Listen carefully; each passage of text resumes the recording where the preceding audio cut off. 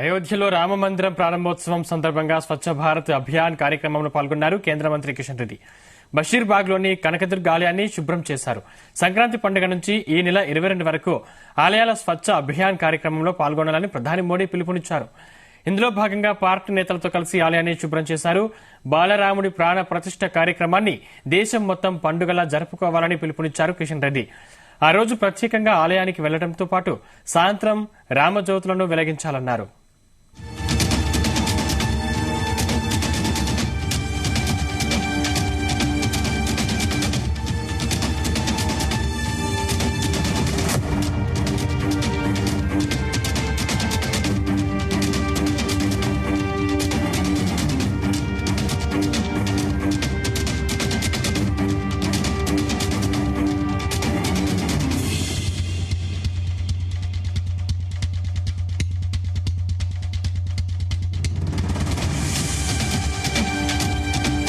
ఈ నెల 22వ తేదీ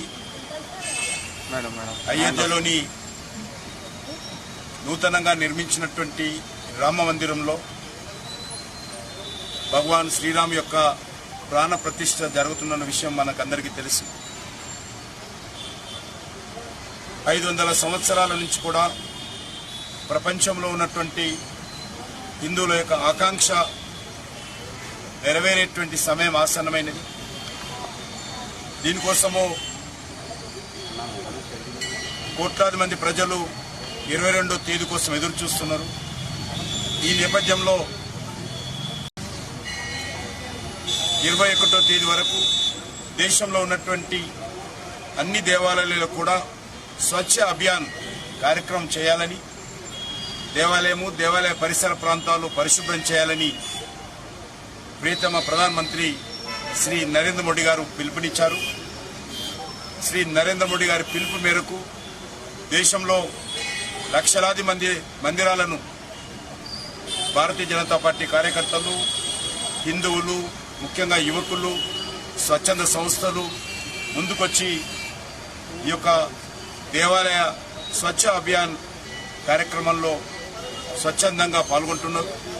అందులో భాగంగా ఈరోజు హైదరాబాద్లోని బషీర్బాగ్ వద్ద ఉన్నటువంటి కనకదుర్గమ్మ వారి దేవాలయంలో ఈ స్వచ్ఛ అభియాన్ కార్యక్రమం అందులో భాగంగా చేపట్టడం జరిగింది. కాబట్టి అందరం కూడా భక్తి భావనతో, భక్తి శ్రద్ధలతో, ఆధ్యాత్మిక చింతనతో ఈ కార్యక్రమాన్ని విజయవంతం చేయాల్సిందిగా ఎవరికి వారు, ఏ ఇంటికి ఆ ఇల్లు, ఏ దేవాలయానికి ఆ దేవాలయము, ఏ ఊరుకు ఆ ఊరు, ఏ వాడకు ఆ వాడ ఈ కార్యక్రమం అందరము ఐక్యమత్యంగా, మరి కులాలకు అతీతంగా, ధనిక పేద అని తేడా లేకుండా